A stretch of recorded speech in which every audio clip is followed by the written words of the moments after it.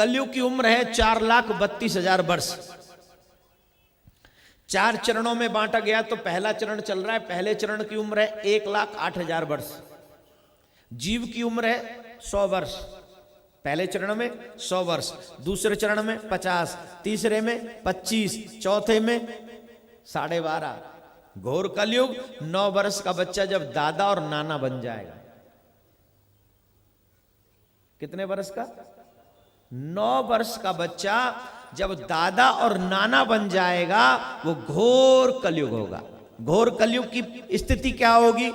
अभी तो आपको पता है, ये मेरी बहन है, ये मेरी बेटी है, ये मेरी माँ है, ये मेरा बेटा है, ये मेरा पिता है। घोर कलयुग उसको कहेंगे जहां पर कोई भी संबंध सुरक्षित ही नहीं होगा, जहां पर न बेटी है, न बहन है, न मां है, न पिता है, न भैया है। जहां कोई संबंध सुरक्षित नहीं है, पशुवत व्यवहार हो जाएगा।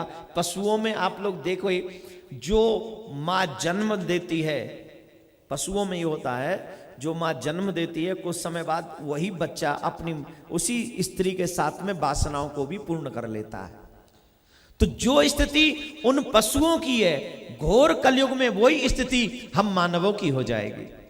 अभी तो मुझे ये पता है मेरे पिता कौन है, आने वाले समय में ये भी नहीं पता होगा किस बच्चे का पिता कौन है। इतना घोर पाप, भुखमरी कितनी होगी। एक रोटी के टुकड़े के पीछे लोग अपनी जान दे देंगे और दूसरे की जान ले लेंगे। एक रोटी का टुकड़ा नदी के पार, उसको पार कोई दिखा दे, पता है कि नदी में बाढ़ है, मैं डूब मर जाऊंगा, लेकिन एक टुकड़े की चाह में वो नदी में कूद जाएगा और अपने आप को समाप्त कर लेगा। इतनी भुखमरी होगी कलयुग में।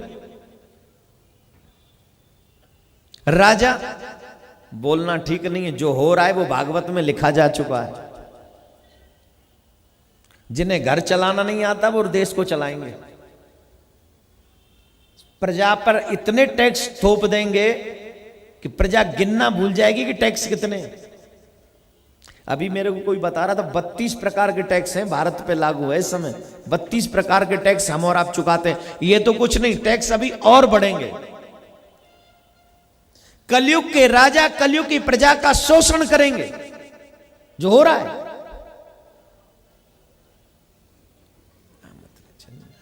आप सबसे एक प्रार्थना, क्या आप कलयुग में व्यक्ति की हाइट कितनी होगी बताऊं? चने के पेड़ के नीचे बैठ के छांव लिया करेगा। चने का पेड़ देखा है? चने का झाड़ कितना बड़ा है? इतना सा होता है चने का झाड़, इतना ही होता होगा। और उस चने के झाड़ के नीचे बैठकर व्यक्ति छांव लिया करेगा, इतना रह जाएगा कलयुग का व्यक्ति हाइट में। पाप के सिवा कुछ और नहीं होगा कलयुग में। हे मेरे भाई, इसीलिए मैं कहता हूं, अभी नहीं तो अभी तो भगवान की कथाएं आप सुन सकते हो, भगवान से प्यार कर सकते हो, भगवान के तीर्थ में जा सकते हो। तुम्हें पता है सारे रिश्तों की मान मर्यादाएं, माँ बाप भाई बहन सब की मर्यादाएं। लेकिन जब अभी नहीं कर सके तो फिर तुम कभी नहीं कर पाओगे। और ये मानव जीवन व्यर्थ मत जाने देना मेरे भाई बहन। अगर अब की बार व्यर्थ चला गया तो फिर सिर धुन धुन तुम्हें पछताना पड़ेगा। तुम्हारे हाथ कुछ नहीं आएगा, कुछ भी नहीं, नथिंग। नाउ यू से what will go with you, who will go with you? से नथिंग विल, नो वन, कोई ना तुम्हारे साथ जाएगा। एक राजा की कथा है, ध्यान से सुनना। एक राजा को बड़ा अभिमान था, मेरे पास बहुत धन है, बहुत। किसी से मुंह सीधे बात नहीं करता था,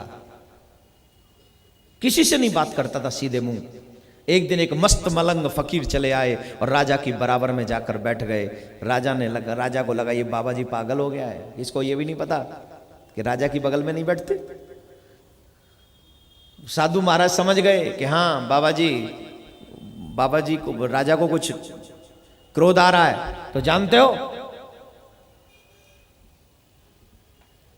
बाबा जी ने एक सुई निकाली, ध्यान से सुनना।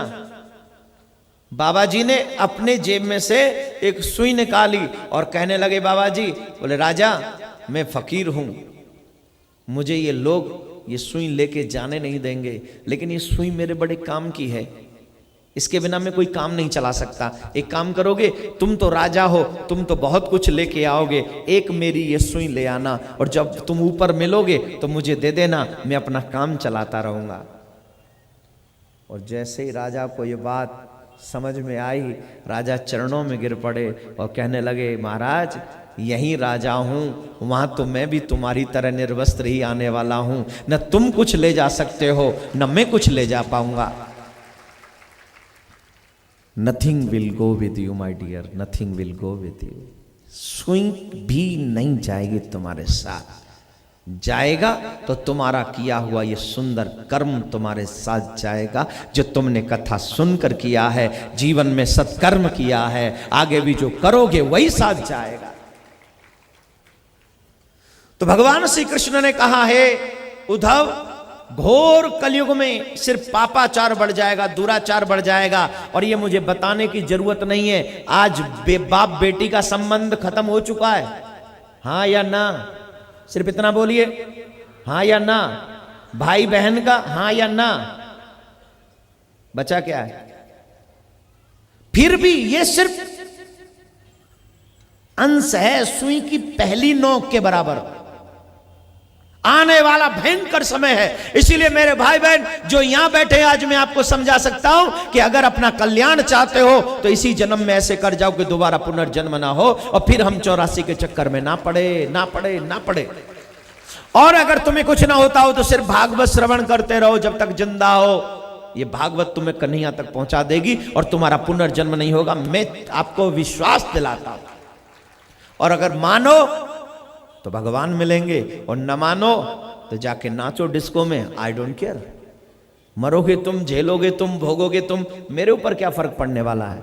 मेरा इस व्यासपीठ पे बैठने के नाते ये फर्ज बनता है कि आपके कल्याण की रास्ता में दिखा दूं, और आपके कल्याण का रास्ता कोई मूवी थिएटर नहीं हो सकता। आपके कल्याण का रास्ता भगवान का कथा पंडाल ही हो सकता है। भगवान श्री कृष्ण ने अपने स्वरूप को भागवत में विराजमान कराया, अंतर्ध्यान हो गए, और इस तरह से भागवत को हम यहां पर संपन्न करेंगे।